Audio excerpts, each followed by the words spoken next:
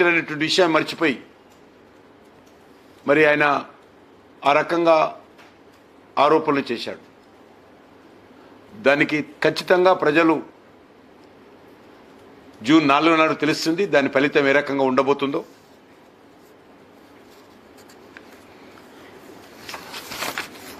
ఒకటే, ఈరోజు ఎన్నికలు పూర్తయినాయి, ఫలితాలు జూన్ 4న వస్తాయి. భారతీయ జనతా పార్టీ తెలంగాణ రాష్ట్రంలో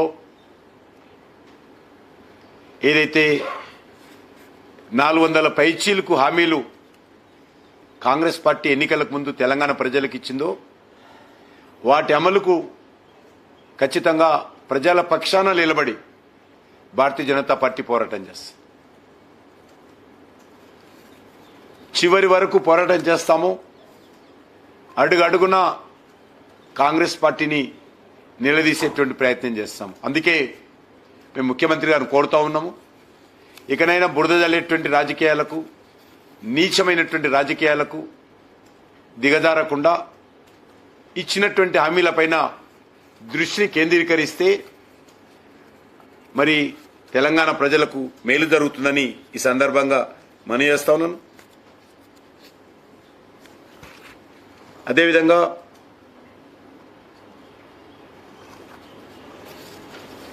రాష్ట్ర ఆర్థిక వ్యవస్థ పైన కూడా దృష్టిని కేంద్రీకరించాల్సిన అవసరం ఉంది. రాష్ట్ర ఆర్థిక వ్యవస్థ కూడా ఈరోజు తెలంగాణలో గడ్డుకాలం ఏర్పడేటువంటి అవకాశం ఉంటుంది. దాన్ని కూడా దృష్టిని కేంద్రీకరించి ఇచ్చినటువంటి హామీల అమలుకు కావలసినటువంటి ఆర్థిక వనరుల సమీకరణ ఏ రకంగా చేయబోతున్నారు. రెండోది, గతంలో టీఆర్ఎస్ పార్టీ హయాంలో అమలు చేసినటువంటి పథకాల మీద కూడా ఒక స్పష్టమైనటువంటి వైఖరి తెలంగాణకు చెప్పాల్సినటువంటి బాధ్యత రేవంత్ రెడ్డి పైన ఉన్నది. అది దళిత బంధు పథకం కావచ్చు, కళ్యాణ లక్ష్మి పథకం కావచ్చు, ఫీజు రియంబర్స్మెంట్ కావచ్చు, ఆరోగ్యశ్రీ పథకం కావచ్చు. ఈరోజు ఆరోగ్యశ్రీ ఆగిపోయింది, దానికి పేమెంట్స్ ఇవ్వడం లేదు. ఫీజు రియంబర్స్మెంట్, ఫీజు స్కాలర్షిప్స్ కూడా ఈరోజు ఆగిపోయినాయి. కాబట్టి వీటన్నిటిపైన కూడా రాష్ట్ర ప్రభుత్వము తమ వైఖరి స్పష్టం చేయాల్సిన అవసరం ఉంది. ఇప్పటికే గత అనేక సంవత్సరాలుగా అమలు జరుగుతున్నటువంటి రాజశేఖర రెడ్డి హయాం కావచ్చు, అంతకుముందు నుంచి కూడా అమలు జరుగుతున్నటువంటి పథకాల గురించి ఏంటి, కొత్తగా ఆయన ఇచ్చినటువంటి అనేక రకాల హామీల గురించి ఏంటి, పూర్తి స్థాయిలో ఎప్పటి నుంచి అమలు చేస్తారు, ఆ పథకాలు ఉన్నాయా లేవా, వాటిపైన రాష్ట్ర ప్రభుత్వ వైఖరేంటి, కాంగ్రెస్ పార్టీ వైఖరేంటి ప్రజలకు స్పష్టం చేసి ఈ యొక్క పథకాలన్నిటిపైన కూడా ఒక సమగ్రంగా మరి ఈరోజు ప్రజలకు చెప్పాల్సినటువంటి అవసరం ఉంది. ఆ దిశలో రాష్ట్ర ప్రభుత్వము స్పష్టమైనటువంటి వైఖరి తెలియజేయాల్సినటువంటి అవసరం ఉందనే విషయాన్ని ఈ సందర్భంగా మనీస్తున్నాం. రాహుల్ గాంధీ ఎన్నికలకు ముందు వచ్చాడు హైదరాబాద్లో, కొత్త ప్రణాళిక, ఉన్న ప్రణాళిక మర్చిపోయాడు, తెలంగాణకి ఇచ్చినటువంటి గ్యారెంటీలు మర్చిపోయాడు, ఇచ్చినటువంటి హామీలు మర్చిపోయి కొత్త హామీలు ఇచ్చిపోయాడు. కానీ కొత్త హామీలు ఇచ్చినప్పుడు పాత హామీల పరిస్థితి ఏంది, ఇప్పటికే తెలంగాణలో అమలు జరుగుతున్నటువంటి పథకాల పరిస్థితి ఏంది, వాటిని అమలు చేస్తారా లేదా, వాటిని రద్దు చేశారా, కాంగ్రెస్ పార్టీ కాంగ్రెస్ పార్టీ రాజశేఖర హయాంలో ప్రారంభించినటువంటి పథకాల సంగతి ఏంది, ఆ తర్వాత వచ్చినటువంటి ప్రభుత్వం ప్రవేశపెట్టినటువంటి పథకాల పరిస్థితి ఏంది, ఇప్పుడు మీరు ఇచ్చినటువంటి 6 గ్యారెంటీలు ఏంటి, ఇచ్చినటువంటి 400 పైచీలకు హామీలు ఏంటి, వీటన్నిటిపైన కూడా ఏది ఉంటుంది ఏది పోతుంది, ఇవన్నీ కూడా ప్రజలకు చెప్పాల్సినటువంటి అవసరం ఉందని చెప్పి నేను ఈ సందర్భంగా మనవి చేస్తా ఉన్నాను. ఆ దిశలోనే రానున్న రోజుల్లో కార్యాచరణ ప్రణాళిక రూపొందించుకొని ముందుకెళ్తాం. తప్పకుండా ఒక స్పష్టమైనటువంటి విధి విధానాలు రూపకల్పన చేసుకొని తెలంగాణలో భారతీయ జనతా పార్టీ ఒక ప్రత్యామ్నాయ శక్తిగా ఎదగడం కోసం అన్ని విధాలుగా మా కార్యాచరణ ప్రణాళికతో ముందుకెళ్తామని మనం చేస్తాం.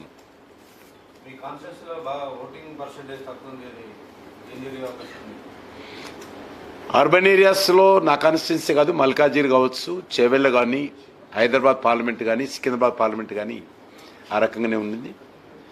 చాలామంది ఓటర్ లిస్టు పూర్తిగా దాన్ని సంస్కరించాల్సిన అవసరం ఉంది. పదే పదే మేము జిల్లా ఎలక్టోరల్ ఆఫీసర్ గారికి విజ్ఞప్తి చేసినప్పుడు కూడా ఏం మార్పు రాలేదు. 2 రోజుల ముందు ఒక్కొక్క కాన్స్టిట్యున్సీలో 20 ఓట్లు 30,000 ఓట్లు డిలీట్ చేశారు. పేజీలు డిలీట్ చేశారు. ఏదైతే ప్రభుత్వం తరఫున ఎలక్షన్ కమిషన్ తరఫున వారం రోజుల క్రితం ఇంటింటికి పోల్ స్లిప్స్ పంచినటువంటి ఓటర్లను కూడా పోలింగ్ రోజు డిలీట్ చేసినట్టుగా ఫైనల్ లిస్టులో చూపించారు. దీనిపైన కూడా నేను రేపు ఎలక్షన్ కమిషన్ కూడా కలవబోతున్నాను. ఇక్కడ చేశారు. ఎందుకు చేశారంటే ఖచ్చితంగా బీజేపీ అనుకూలమైనటువంటి ఓట్లను డిలీట్ చేశారు. 2 రోజుల ముందే ఫైనల్ లిస్ట్ ఇస్తారు. అంతకు ముందున్న లిస్టులలో పేర్లు ఉన్నాయి. రేపు అవన్నీ కూడా ఎలక్షన్ కమిషన్ ముందు రేపు వివరాలు ఇవ్వబోతున్నాను. ఇచ్చి తప్పకుండా దానిపైన సమగ్రమైనటువంటి ఉన్నత స్థాయి దర్యాప్తు కొడితే అదొకటే కారణం కాదు నేను చెప్పింది, అదొక కారణం. చాలా పెద్ద ఎత్తున ఈసారి ఇతర జిల్లాలకు ఇతర రాష్ట్రాలకు పోలింగ్ కోసం వెళ్ళినటువంటి పరిస్థితి ఉన్నది. ఎందుకంటే చాలామంది పేర్లు 2 రాష్ట్రాల్లో ఉన్నాయి, 2 జిల్లాల్లో ఉన్నాయి. అది కూడా చాలా ప్రమాదకరం. అందుకోసమే దీన్ని మరి ఆధార్ కార్డుతో లింకప్ చేయాల్సినటువంటి అవసరం ఉంది. ఎలక్షన్ కమిషన్ ఆ దిశలో నిర్ణయం తీసుకుంటే మరి చాలా రకాలుగా మేలు జరుగుతుంది. బోకస్ ఓటింగ్ తగ్గుతుంది. మరి ఎన్ని ఓట్లు ఉన్నాయో రియల్ ఓట్లు తెలుస్తాయి. కాబట్టి ఆ దిశలో కూడా ఆలోచన చేయాల్సిన అవసరం ఉంది. ఉద్దేశపూర్వకంగానే ఎవరు చేశారనేది ఎంక్వైరీ చేస్తే తెలుస్తుంది. లేకపోతే నేనే చెప్పేవాను కదా. అందుకే హై లెవెల్ ఎంక్వైరీ జరగాలని కోరుతున్నాను. రేపు అన్ని వివరాలు ఎలక్షన్ కమిషన్ ముందు ఇస్తాను. దానికి రీపోలింగ్ ఉండదు. ఒక దగ్గర బోకస్ రిగ్గింగ్ చేసింది, ఆ బూత్ ఉన్నది. బూత్ నెంబర్ తెలవడం లేదు. వీడియో బయటకు వచ్చింది. ఓల్డ్ సిటీలో హైదరాబాద్ పార్లమెంట్లో ఏ రకంగా రిగ్గింగ్ చేస్తున్నది మొత్తం దానికి సంబంధించినటువంటి వచ్చింది. కానీ ఏ బూత్ అనేది తెలియదు. ఎలక్షన్ కమిషన్కి ఇస్తాం ఆ వీడియో. ఏం పర్వాలేదు. ఫలితాలే మారవు. బట్ పొరపాటు జరిగినప్పుడు ఎవరు చేసినప్పుడు కూడా దర్యాప్తు జరపాల్సినటువంటి బాధ్యత ఎలక్షన్ కమిషన్ మీద ప్రభుత్వం మీద ఉంటుందని నా భావన. అంతే. ఎవరు జరిపినప్పుడు కూడా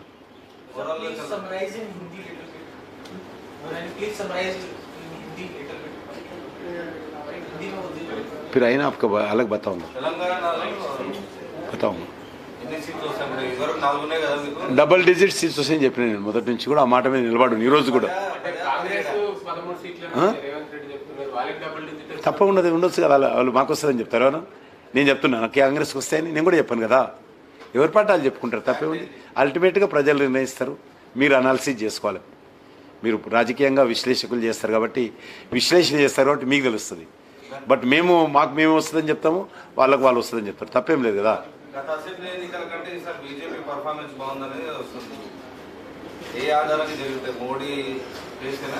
ఖచ్చితంగా నరేంద్ర మోడీ గారు గత శాసనసభ ఎన్నికల్లో కూడా ప్రజలందరూ కూడా మేము అసెంబ్లీ ఎలక్షన్స్కి పోతే ఎన్నికల్లో మేము మీకు వేయడం లేదు, మేము వచ్చే పార్లమెంట్ ఎలక్షన్ పెద్ద ఓటు మీకేస్తాము, ఢిల్లీ ఓటు మీకు వేస్తామనేటువంటి విషయము చాలా స్పష్టంగా గత ఎన్నికలప్పుడే ప్రజలు చెప్పారు. మా పార్టీ కార్యకర్తలు డోర్ టు డోర్ చేస్తున్నప్పుడు శాసనసభ ఎన్నికల్లో చెప్పారు. ప్రజలు ఆ మాటకే కట్టుబడి ఉండి, అప్పుడు చెప్పిన మాటకే కట్టుబడి ఉండి ఈరోజు బీజేపీకి అనుకూలంగా ఓటు వేశారని చాలా నియోజకవర్గాల్లో మాకు వస్తున్నటువంటి మాకు వివరాలు అందుతూ ఉన్నాయి. చెప్పాను కదా, నేను కూడా చెప్పాను కదా. అప్పుడు రేవంత్ రెడ్డి లాంటి వ్యక్తులు కొంతమంది చాలా తప్పుడు ప్రచారం చేశారు. బీజేపీ బీఆర్ఎస్ ఒకటే అనేటువంటిది చాలా సక్సెస్ఫుల్గా ప్రజల మధ్యలో తీసుకెళ్లారు. కాబట్టి బీఆర్ఎస్ వ్యతిరేకమైనటువంటి వాళ్ళందరూ కూడా కాంగ్రెస్కి వేశారు, కాంగ్రెస్ వ్యతిరేకమైనటువంటి వాళ్ళు ఎక్కువ మంది బీఆర్ఎస్కి వేశారు. ప్రజలు ఎవరు నమ్మల. ప్రజలు నిజంగా అటువంటి ఆలోచన తెలిస్తే వాస్తవం అనుకుంటే గంట సేపట్లో రోడ్ల మీదకి వస్తారు, 1 అవర్లో. అంత సెన్సిటివ్ ఇష్యూ. కానీ ఎక్కడ కూడా ఏ వర్గం కూడా ఈయన మాట నమ్మలేదు. ఎన్నికలకు ముందే ఎందుకు చెప్పాడు ఇది? కాబట్టి ఎన్నో రోజుల క్రితం చర్చ జరుగుతున్నప్పుడు కూడా ఎన్నికలకు ముందే ప్రచారం పూర్తి అయిపోయినాక నామినేషన్స్ ఉపశమనం జరుపుకున్న